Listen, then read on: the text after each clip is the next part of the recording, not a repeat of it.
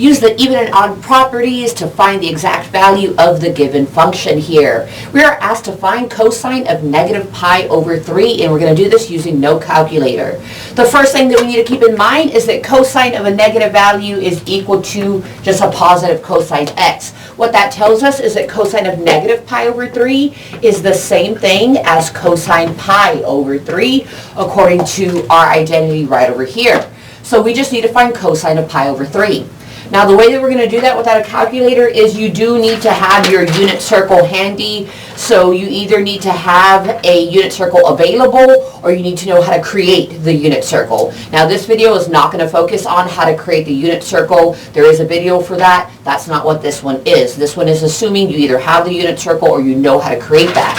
Otherwise, if we look at cosine of pi over 3 on the unit circle, it gives us the point 1/2 square root of 3 over 2.